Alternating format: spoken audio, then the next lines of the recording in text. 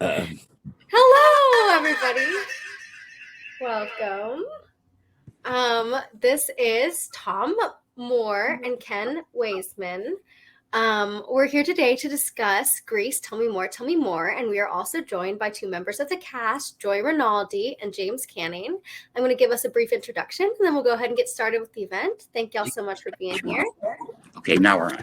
Oh, and we're joined by Katie Hanley as well from the original Broadway cast. Hi, how you doing? Oh, tell me more. Tell me more. Tell me more. Tell me more. Thanks, Tom. You did it, buddy. Okay, thanks, Mark. Good to see you all. Okay, so I'm going to get us started with the bios.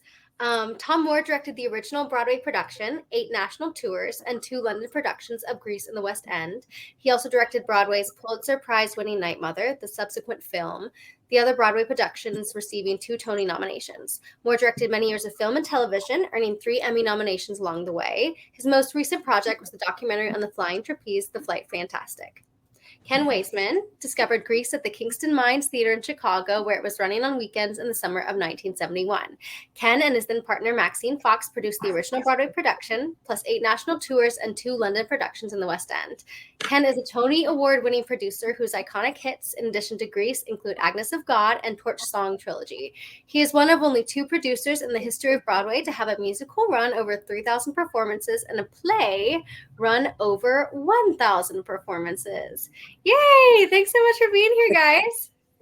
It's nice to be here. Thanks for having me. Yeah, absolutely. I will turn it over to y'all. Okay. So, yeah, it's great to be here. I want to introduce, well, you already did introduce Tom, but sitting also with us is Joy Rinaldi and Katie Hanley, who was the original Marty. And Joy was the original every part because she started off as the understudy. And we couldn't have operated without her. And Jim Canning, who was our original Duty, and actually Jim played when the production in Chicago opened. The first few weekends? Because I didn't see you when I got there. But anyway, it was about 3 or 4 months. 3 or 4 months. So he was Duty, along with Mary Lou Henner, who came to do Marty in our national tour, and then on Broadway. But she played with Jim in the initial performances of Grease out in Chicago. We thought it would be fun to have a Chicago contingent, a Chicago area, because as Ken said, Jim and Mary Lou were the only 2 members of that original Kingston Mines amateur production that eventually ended up on Broadway. And Katie Hanley, I mean, it all ties together. You see here, Katie Hanley. Was the original Marty on Broadway, and she played the part that Mary Lou had played in Kingston Mines, and then Mary Lou started the first national company. That was the company famously with John Travolta, who played the part that James Canning played, and Joy Rinaldi, as Ken said, covered them all. She covered them all, not only in New York, but on some of these road companies. So anyway, if people have questions about any of these Chicago beginnings, James is the one to tell you. It's also, I just think it's.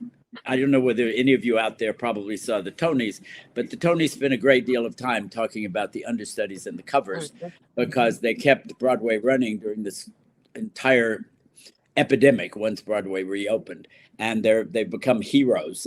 They've gotten more attention now than they've probably ever gotten in the history of the theater because of having to keep the show running. So we're very grateful for Joy. Even though she's not from Chicago, we're still grateful for her. And although I'm not from Chicago, I love Chicago.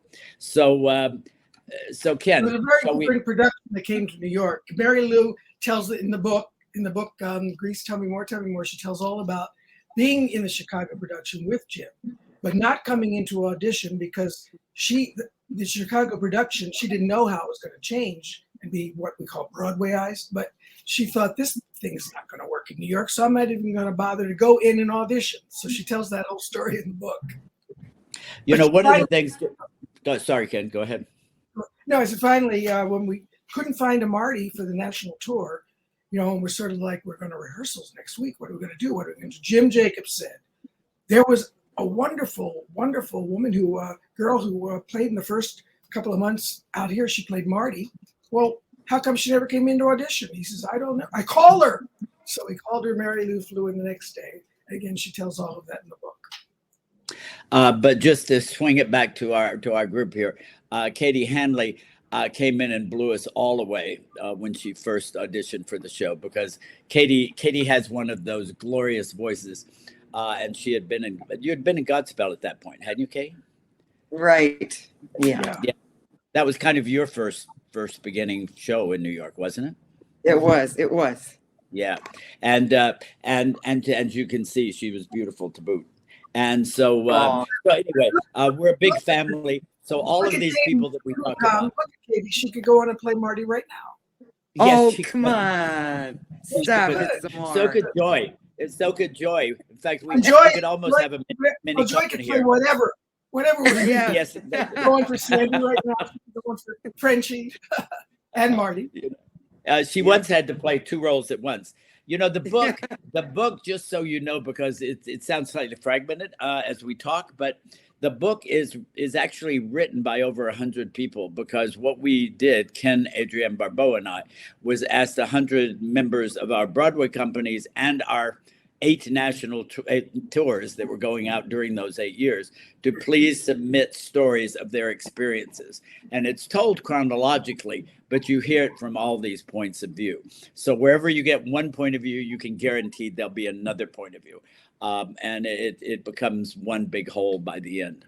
Why don't we, if it's okay with you, Ken, why don't we start? Jim, do you have something you'd like to read? Sure. Yeah, actually, I could read about my audition, because very much like Mary Lou Henner, Jim Jacobs called me from New York, and he knew me, and I had been in the show in Chicago, and I knew the song, and he said, why don't you come out to New York and see what happens? And so I did, and here's my story. Great.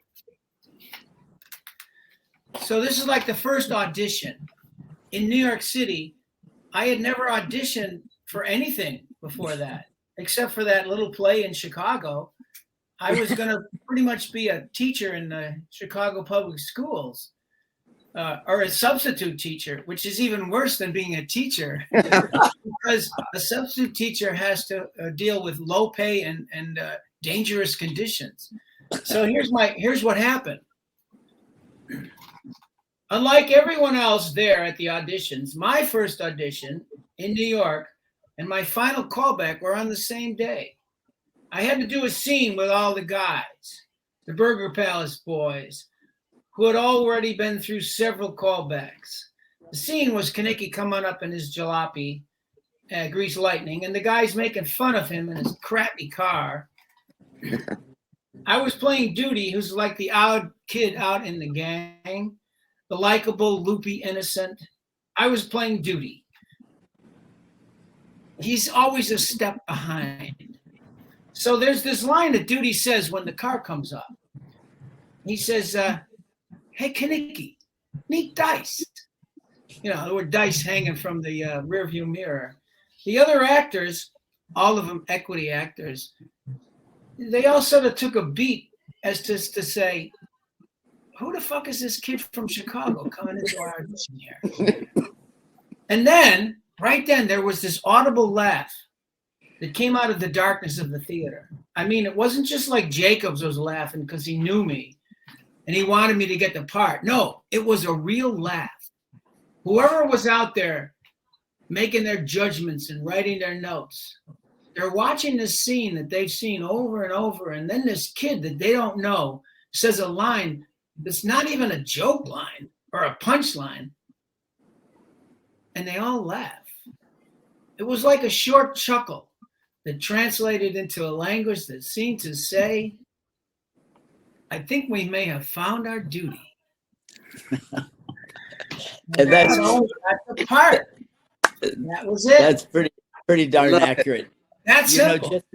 Just filling in a little bit in terms of, for those of you, these auditions, we had seen over 2,000 people for these roles. So by the time we got to that final audition, Jim was lucky because he only had to audition once, and it happened to be for those final because he hadn't come in early. Everybody else suffered through a series of auditions, and then the way they were structured, you'd have to, because we were looking for actors first, then singers, then dancers, and that's very unusual in musicals. You almost always begin the opposite way, and by the time they reached the dance auditions or those final auditions, they were pretty much fried. And we also had to have them all together, so all the actors watch the auditions, which is just not the way you're supposed to do it. But that was because of the weather, because of the situation. That's what we had to do.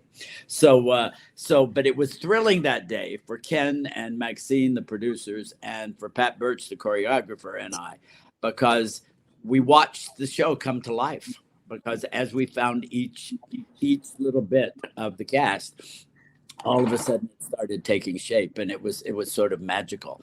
Joy, I'm going to want you to read your story about the do you have your book there?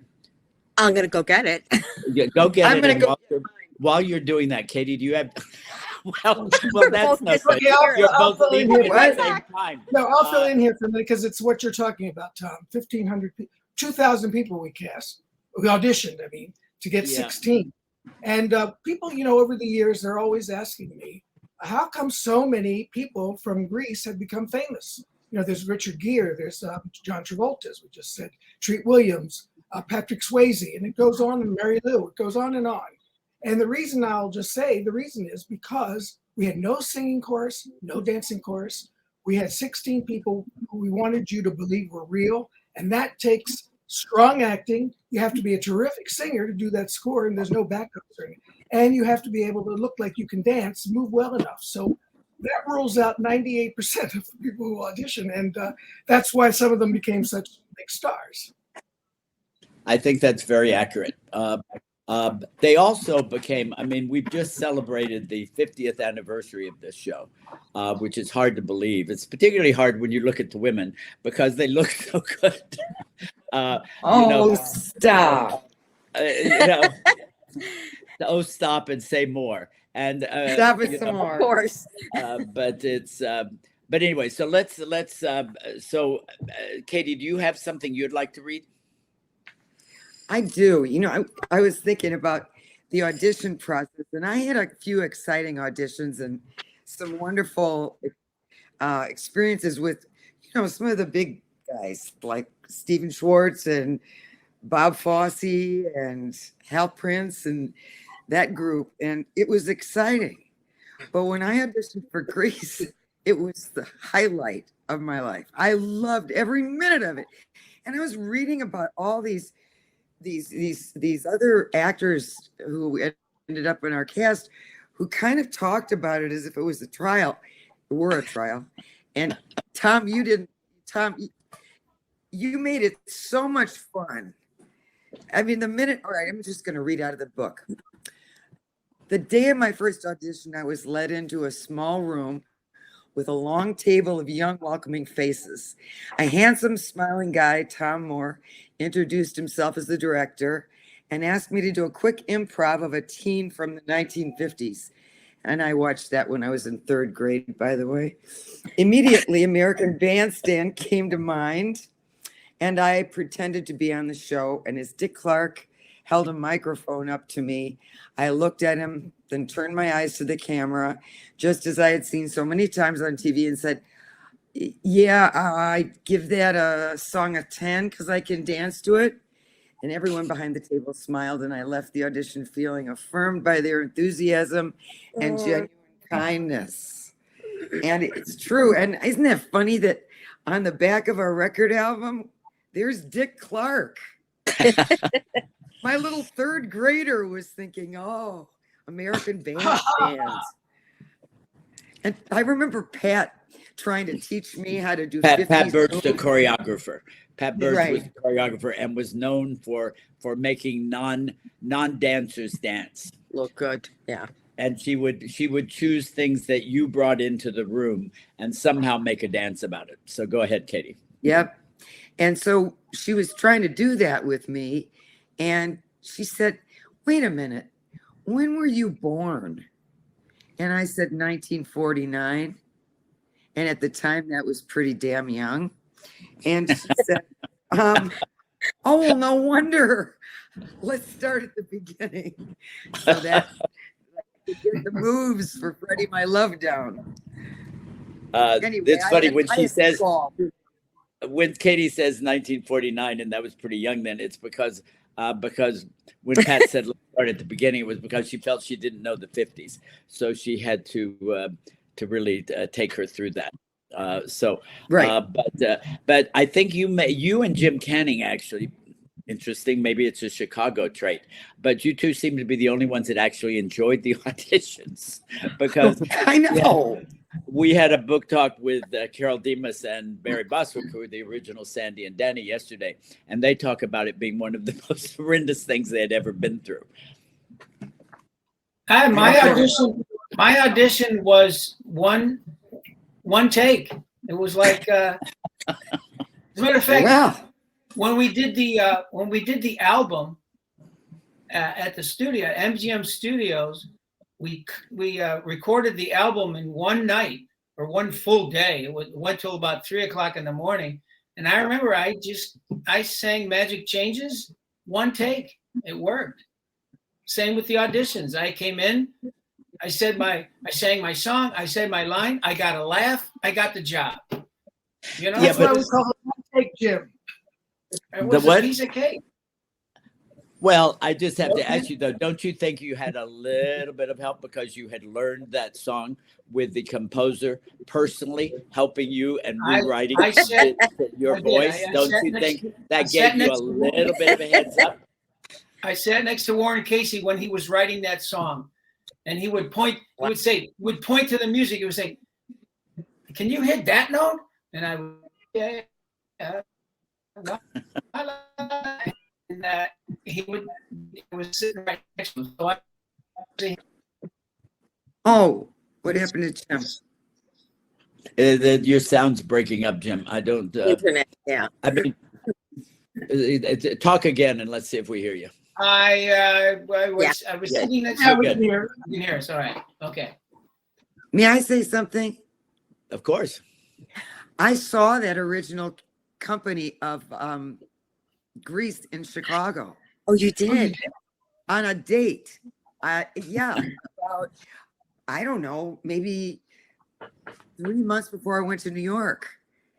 And Wow. so when we sat on the floor on newspaper, and I remember Jim and Mary Lou in that cast. Really? Yeah, but when I auditioned, when the agent called and had me audition for Grease, I thought it was about the country Grease and we'd be in togas and stuff. I never put the two together. Something. Well, because like Mary Lou, I guess you thought what you saw in Chicago would never be Broadway. You know, but what everybody talks about is though that there were many technical problems, and of course the score was the size of a telephone book and the script, etc. But it definitely had enough for Ken Waissman to take note after his friend called him and said he had to see it. So it's pretty impressive. Ken, do you want to talk any more about that seeing Chicago and how you and how that? Yeah, well, it is a weird story because my high school friend and a roommate in college as well had a dentist during this whole period, and by coincidence, he was taking a course in orthodontry that summer. So I get this. We'd stayed in touch and everything. He knew I was looking for another show. I'd already done 2 shows in New York, and so he called me out of the blue and said that he and his wife had gone to this basement, and they watched the Drapes and Drapettes that used to hang out in the back of our high school. Baltimore's very special. We didn't call them greasers. No, that was for everybody else. We called them Drapes and Drapettes because that's how they slick their hair, Phil was a total pessimist. All through high school, all through college, it got to the point where he would never say a good word about anything because he didn't want to ruin his reputation. So when he called me a second time and said, "You got to come out here," I thought, wow, I better get on a plane. And so I did, and they picked me up at the airport, and we went to the Kingston Mines Community Theater, sat in the basement on newspaper, and saw the brown painted scenery that had drip marks on it. But when the lights went up and the show started, it was my yearbook on stage. And felt that everybody in that audience, whatever high school they went to, that was their yearbook. And because the 60s had been so, the changes and the things that happened, the 50s and thinking about these kids could have been the Civil War time. So suddenly the freshness, oh my God, this whole world, wow, I remember it. And so I spoke to Jim and Warren afterwards, and I said, I think that you have the talent, both of you, to take this little gem here and turn it into a Broadway musical. And when they got up off the floor, we started talking. And they agreed to come to New York and cut down the telephone books so that it could be presentable to a director and all this other stuff. And we started moving forward on Grease. Just so some of you may not know this, but I mean, Grease is truly a Chicago product. I mean, it began at a party because Jim and Warren were part of a community theater that was going on, having a good time, but both working full time at other things. Jim in advertising and Warren, I think, what was the phrase, Jim Canning? What was the phrase he used? Warren worked for Carmela's Corsetry, which is a women's undergarment production company. And when anyone would ask him what he did for a living, he would say, I'm in bras and girdles. That was his job. That was his job. And the show got 7 Tony nominations, Grease. But before it got 7 Tony nominations, but I was making another point. The what? I was making another point. This is another story.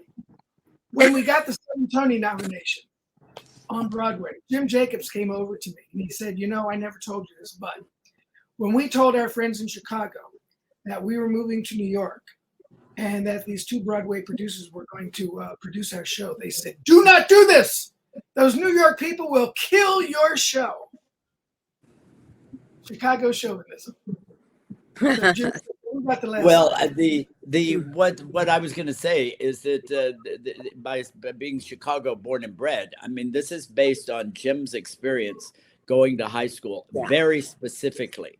He didn't write the characters to be copies. In fact, as he puts it, if you think about the fact, many of the names came out of his friends, but none of the characters have those specific names. So it's a mix and match of all those things. But these iconic characters that have now been copied around the world. I mean, there have been over 120,000 productions of Grease since our Broadway production.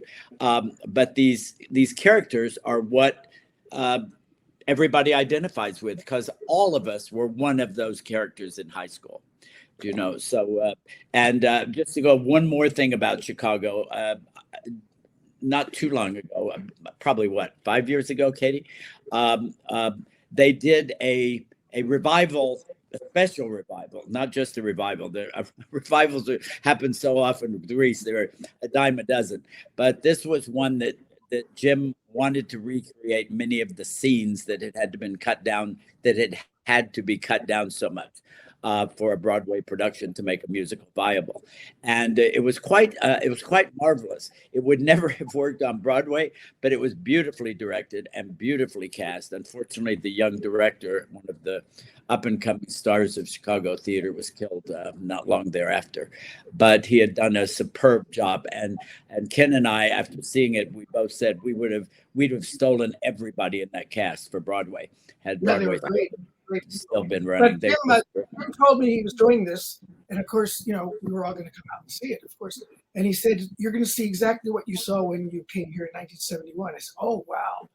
Of course, he couldn't resist. So when I get there, I see this is from Broadway. Oh, this they wrote afterwards. But they had enough of the nitty gritty of that original thing that you got to feel what it started out like. What it did was, from my point of view anyway, though, it was all the fleshed out scenes. You have to, when you're making a musical, they had been 75% book when I got it and 25% music. Well, no musical ever would make it on Broadway in those proportions. So a lot of the scenes had to be truncated, but it was fascinating seeing them done so well in Chicago. Yes, go ahead. Just wanted to chime in. I've only been to Chicago one time, and it was in the 90s.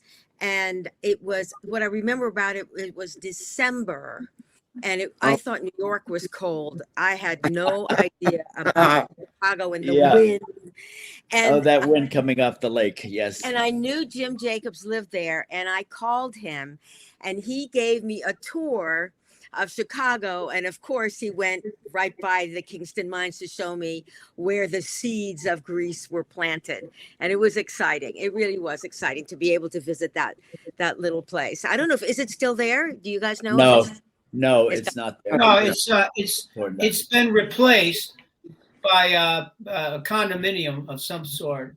of But course. it was right at the corner of Lincoln Avenue, Fullerton and Halsted.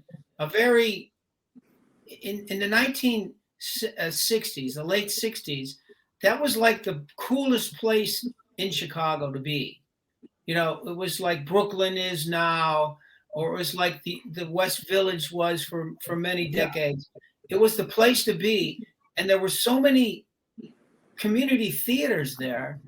Steppenwolf, for example, was starting. Yeah, right.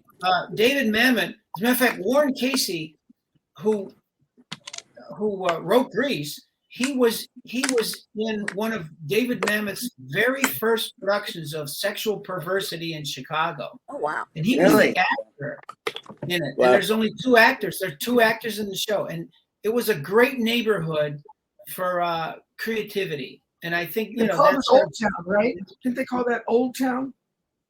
it was near Old Town. It was a little bit north of Old Town. Oh, okay. Yeah, but north of Old Town. But it was a very vibrant social network before social networks. And you know, everybody knew everybody. And Jim Jacobs and Warren Casey just fell right into that world. And they Jim, right before I met him, he had a little before that, he had toured No Place to Be Somebody, the Pulitzer Prize winning play. yeah, he was an actor at the time, and Warren Casey also was a good actor. He talks about that in the book too. Grease, tell me more, tell me more. Ken is so good about getting the title in because we forget because we keep talking about it. Oh, that's excellent. I think I'll hold mine up too.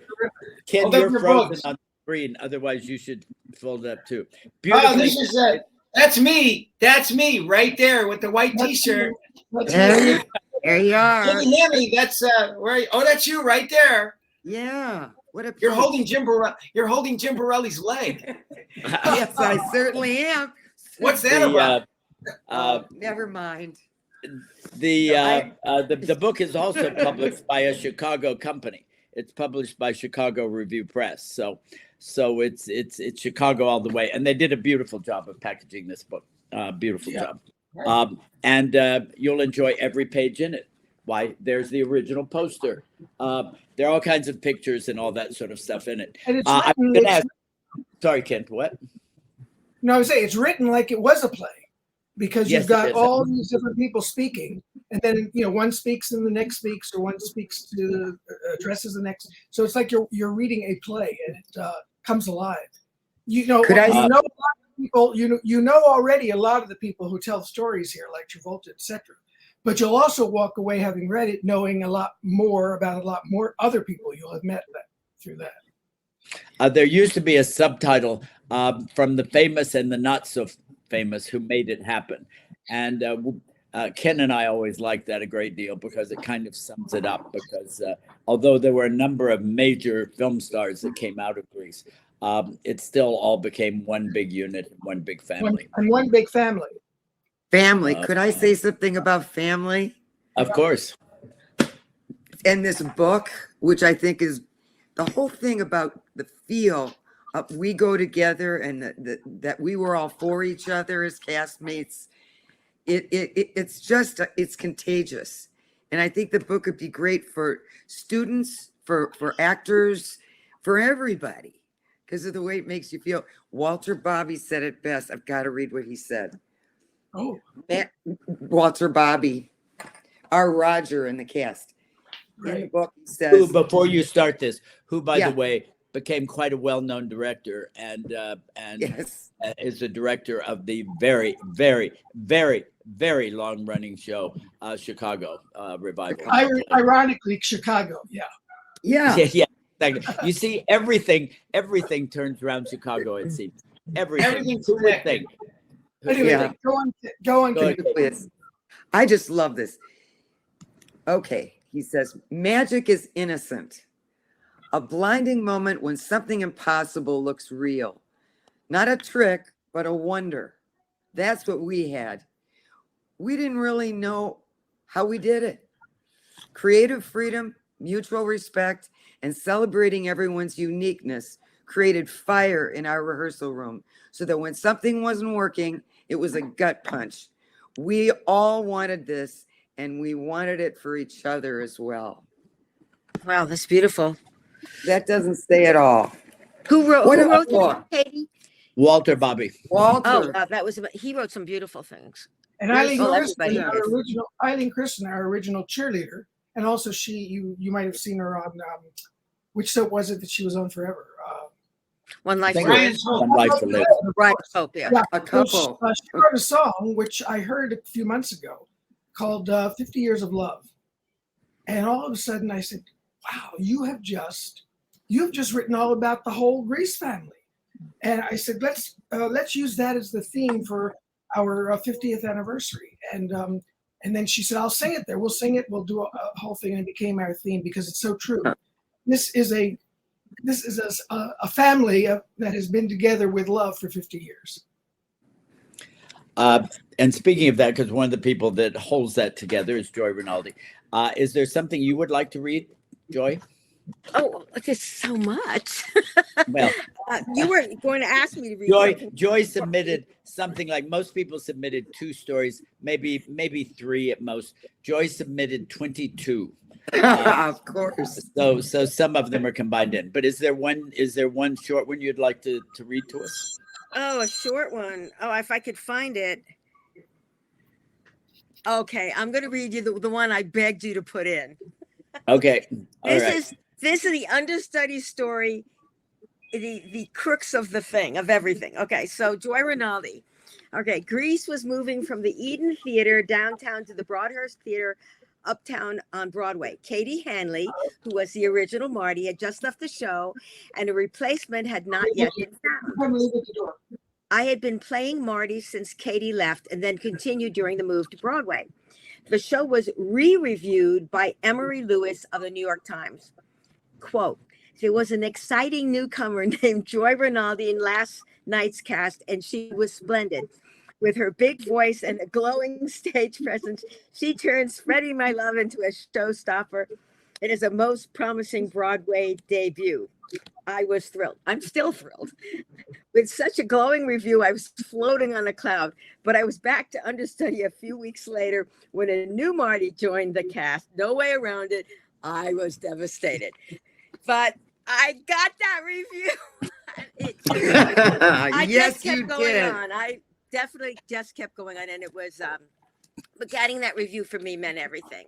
And printing it, you guys printing it made it even more precious. You know, there's for those interested and those that read this, I mean, there are a lot of understudies that talk about, and one of the sections is called the understudy lament, because understudies and covers have to spend so much time just waiting and watching until that moment. But when that moment comes, they have to be able to give their all and to deliver a performance like Joy did that gets that kind of review. And it was impressive. You know, we're supposed to answer some questions here, but I don't know how we're supposed to know whether we've gotten questions. So I'll just assume. There you are, Kat. So is this the time we're supposed to answer these questions? Yeah. So we'll go ahead and if anybody has questions, you can go ahead and post them. Yeah, and while we're waiting, see if we get any. Well, what we can do is Ken and I have something we'd like to read, which is short, please. and we'll read it, and then after that we'll do questions. We're jumping with this to the end of the end of Grease's run. Again, remember it ran for close to 8 years, and when it became 8 years old, it became the longest running show in the history of Broadway, which is an extraordinary accomplishment for a little what we call the engine that could, because nobody expected Grease to do anything. It did not open to a great acclaim. It opened mixed reviews, but little by little it kept building. Of course, we now know the juggernaut that Grease has become. But the celebration for the longest night, longest running show on Broadway, Night, was truly one of the most magical things any of us have ever been through. So Ken and I are going to read that. Yeah, I'll start. On December 8th, 1979, Grease played its 3,243rd performance, which made it, at the time, the longest running production in the history of Broadway. The summer before, Mary Lou Henner had called me from her dressing room on the set of Taxi. Last night, she said, I dreamt I was on an airplane with a whole Grease gang flying to New York for the December 8th record-breaking performance. So I started thinking, since director Tom Moore and so many alumni are out here in Los Angeles, can we get one of the airlines to provide a plane to fly us to New York for the celebration? Well, we were able to get Pan American Airways, to agree to provide a 747 to fly the Grease alumni in Los Angeles to New York and back. They even agreed to paint the Grease logo on the side of the plane, both sides of the plane. The original cast and the first national tour cast were invited to perform the show on that historic evening. We held rehearsals in Los Angeles, flying out the few cast members who were still living in New York, plus Pat Birch, the choreographer, and Louis St. Louis, our esteemed musical director. John Travolta, who had played Duty in the first national tour on Broadway, wasn't available for the rehearsals. However, he agreed to attend the event and came on stage along with Olivia Newton-John, who we had invited. That evening at the Royale Theater, the first national cast, headed by Jeff Conaway, performed the first act, and the original Broadway cast, headed by Barry Bostwick. I know. You know what? I turned the page and there's a picture. By Barry Bostwick. Yes. 311. Additional alumni filled in for the few original cast members who were unable to participate. The audience was made up of friends, relatives, industry people, investors, and the majority of our Grease alumni. At the end of the show, the curtain cast, which included a young actor named Patrick Swayze, came on stage along with the original cast and the first national tour cast, and they all sang We Go Together. Then Maxine, my partner, and I came on stage. I started by bringing out Jim Jacobs and Warren Casey. Next, I introduced Tom Moore, our director, and Pat Birch, our choreographer. Then I addressed the audience. As I call out your names, please come up on stage. Band played Pomp and Circumstance. And as the alumni marched down the aisles and up onto the stage, the celebration, up onto the stage, we then moved the celebration to the 3 ballrooms at the Americana Hotel, where we had booked rooms for all of the Grease alumni. Chubby Checker and his band played in one of the ballrooms, and the Hot Nuts played in the second. For those who made it until dawn, we had special buttons that we gave out that said, I went the distance with Grease. It was my intention when I spoke that night on stage to share the exact words that I spoke at the end of that remarkable evening. But when I searched my archive, there was only a single note card with which I had addressed everyone in the Royale that night. So although I can't share the actual words, I can assuredly share the actual emotion. It was without question one of the most thrilling nights of my life. After expressing appreciation to everyone you would expect, I talked about the momentous journey we had all taken together and how it had changed each of our lives profoundly, about the passion and affection shared in each and every company, and my pride in having brought them all together. And then I told them about a young boy who loved to pull open his aunt's straw drapes over and over again to make an entrance, and who later staged magic shows in the basement and childhood circuses in the backyard, and the miracle that led him to Broadway and, astonishingly, to become the director of its longest running show. It was a dream I couldn't have imagined, a fantasy come true. I was overcome with gratitude, emotion, and, no other word for it, joy. So These are the kind of stories, if you buy this book, these are the kind of stories you'll see from each and every one of us. So do we have some questions, Kat? I'm not seeing any down there, but I have a question for you guys. What's you guys have any advice for an actor starting out in Chicago? Ooh. Yeah, audition, Sorry. audition. Okay, yeah. Well, I mean, the amazing thing about Chicago is that it's an extraordinarily fertile theater ground. I mean, and more so now than it was even back then when we were starting. But I mean, so many important small theater companies and big ones like Steppenwolf. But there's an extraordinary collection of actors there. And it also gives a lot of young actors who don't have a lot of experience in their equity cards a chance to actually just start working. Work begets work. So just get out there and find a place to start. You're not going to get it thinking at home, I think I'll be an actor. Well, if you think you're going to be an actor, you got to get out there and learn your craft. Well, wait. Go ahead. Here's what happened to me. I was 22 years old, and I lived on the north side of Chicago, and I was adrift. I had just gotten out of the Peace Corps, and I didn't know what I was going to do or where I was going to go or how I was going to live. I had no roadmap. And I was teaching as a substitute teacher, and I was wandering around Belmont and Halstead, coming home. I lived in the north side in what's now called Wrigleyville. And I looked up, and there was a poster on a utility pole. It was like a paper poster in a plastic sleeve, and it said, tryouts for a musical from the 1950s at the Kingston Mines. Oh. And it had a date. And I thought, that might be fun. I could meet some girls. And so that was the turning point. That was, I didn't go to drama school. I didn't go to Yale. I didn't envision an acting career, but I did see that utility pole and a little poster, and that led to the Kingston Mines, and the Kingston Mines led to Broadway, and I had like 20 or 25 years as an actor. So how do you explain that? Who knows? Well, You were actually Duty. I was Duty. And you've made an incredible career, not only on stage, but in commercials, playing that very role.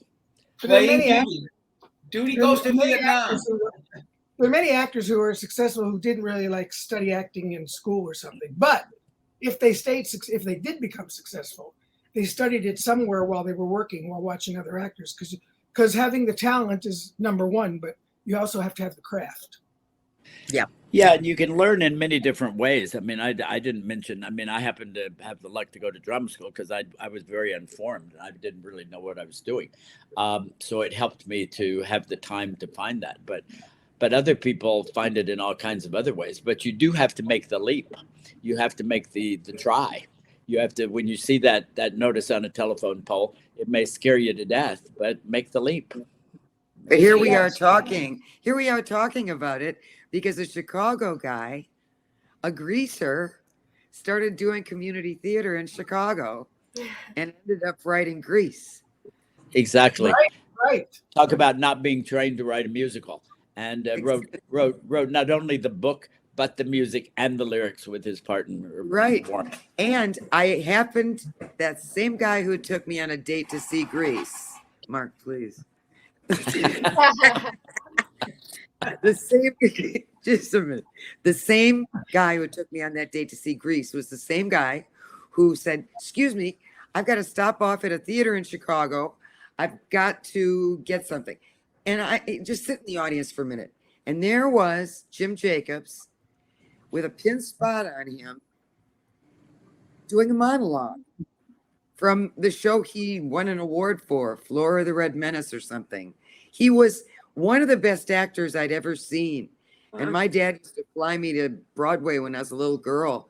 I looked at Jim on stage and thought, whoa. So I had to throw that in. Again, all Chicago. Yeah. Terrific. Yeah. Anything, Kat? No, I'm not seeing any. But Nobody's interested. Well, those of you not interested, you've got to buy the book then.